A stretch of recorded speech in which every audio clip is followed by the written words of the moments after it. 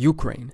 A place that, if you weren't familiar with, you are now, for the worst reasons. It's important to start by letting you know that this video isn't about what's going on in Ukraine right now. There's enough sources of content for that, and far better informed than a video here could be. But this video is because of that. Since everyone is talking about Ukraine right now, I thought it would be important to learn more about the country, more specifically about its history. So in this video, we're going to try to summarize the key points of Ukrainian history, dividing it into very short segments that allow us to get the key ideas of every time period since its beginning up to today. Humans settled in Ukraine almost 50,000 years ago, and by 4500 BC, the Kukuteni Tripilia culture is said to have been flourishing in the area. It's considered one of the most likely locations where the domestication of horses by humans took place. During the Iron Age, it was inhabited by many people of the surrounding regions, Cimmerians, Scythians, and Sarmatians, but it was the Scythians who initially took greater control of the territory, with it being part of the Scythian kingdom between 700 and 200 BC. Also during this time,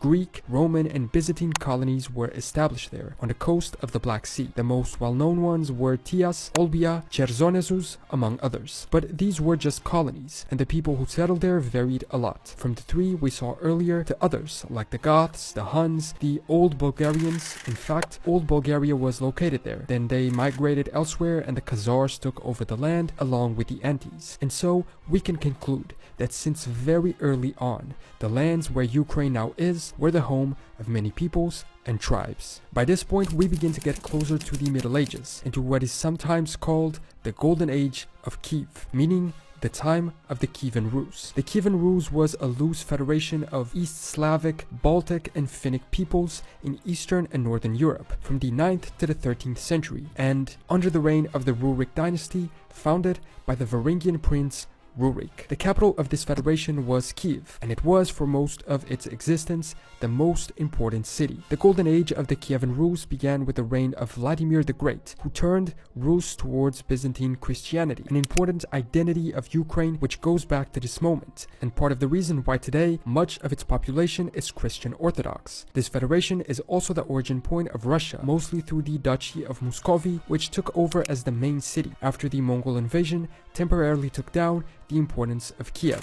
After the full disintegration of the Kievan Rus because of the Mongol invasions, several principalities continued on their own, namely that of Kiev. Something we just mentioned is also key, the Mongol invasion, because the Mongols attacking essentially led to that disintegration of the Kievan Rus, and the Rus lands, then known partially as Ruthenia, were soon conquered by others. Western Ruthenian principalities became incorporated into the Grand Duchy of Lithuania and the Polish Kingdom, then into the Polish-Lithuanian Commonwealth. Essentially, Ukraine as an autonomous nation did not exist during this period, with its territory being divided among many foreign rulers. Most of the west was under the rule of Poland-Lithuania, and Crimea, for instance, was under the rule of the Crimean Khanate, a successor of the Mongolian Golden Horde. It's actually crazy how strong the Crimeans were. They even got up to Moscow and destroyed it one time. But local people didn't particularly like the way they were ruled by the Polish-Lithuanian. First, they forced somewhat of a submissive state for the locals, and second, they just didn't seem to care about the territory. So,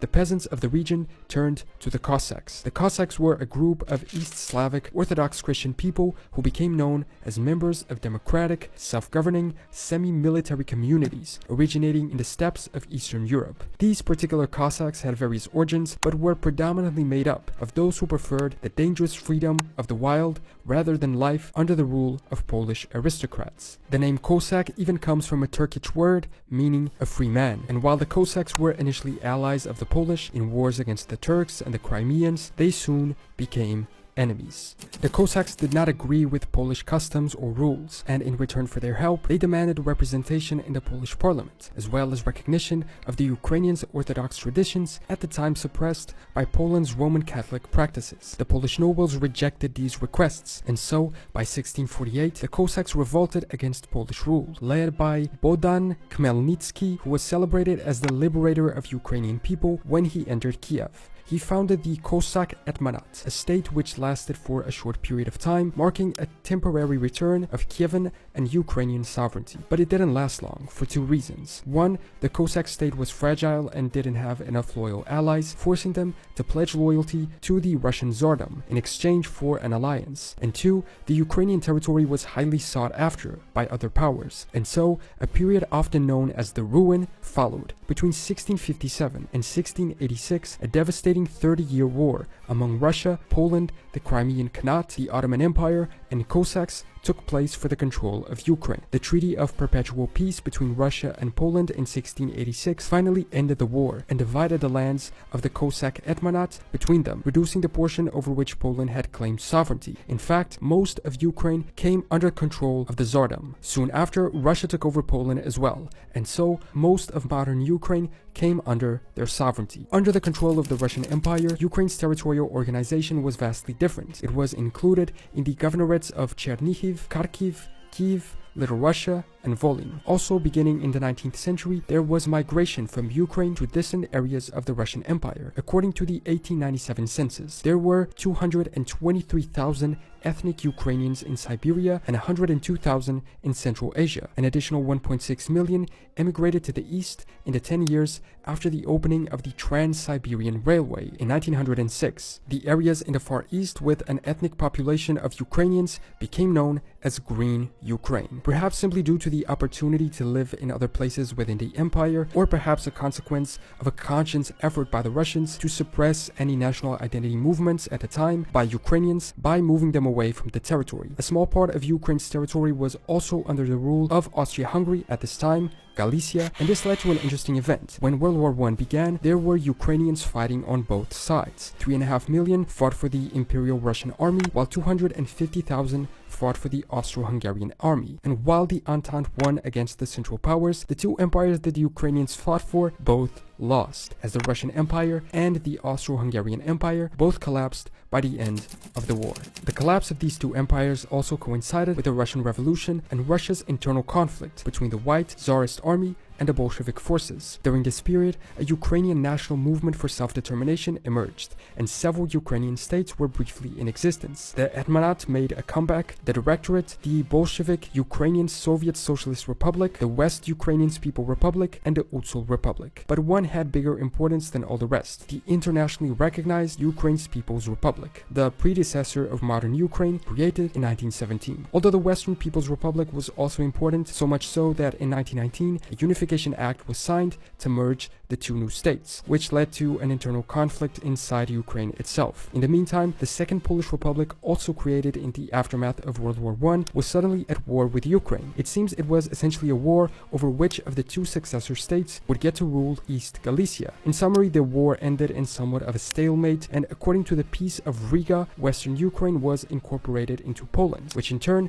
recognized the Ukrainian Soviet Socialist Republic. Soon after, the Soviets took full control of Ukraine, and its incorporation into the USSR was complete. Soviet control began with a lot of issues for Ukraine, namely the consequences of the internal conflict that preceded it. But soon after, some positive elements took place. During the 1920s, a process called Karenization took place, an early policy of the Soviet Union for the integration of non-Russian nationalities into the governments of their specific Soviet republics. Social benefits such as universal healthcare, education, and women's rights were also increased. But these positive effects were short-lived, and most were reversed when Joseph Stalin reached power. One of the most negative aspects was the forced industrialization of the territory. The collectivization of agriculture caused great damage to the peasant population, and while industrial output almost quadrupled, agricultural productivity dropped. Unrealistic quotas were set in order to receive grain from the state, and this caused millions to face famine. And then, as if all previous conflicts had not been enough for Ukraine and its European neighbors, another one arrived. Oddly, World War II began with Ukraine being fully united for the first time in its history. As with the partition of Poland between Germany and the Soviets,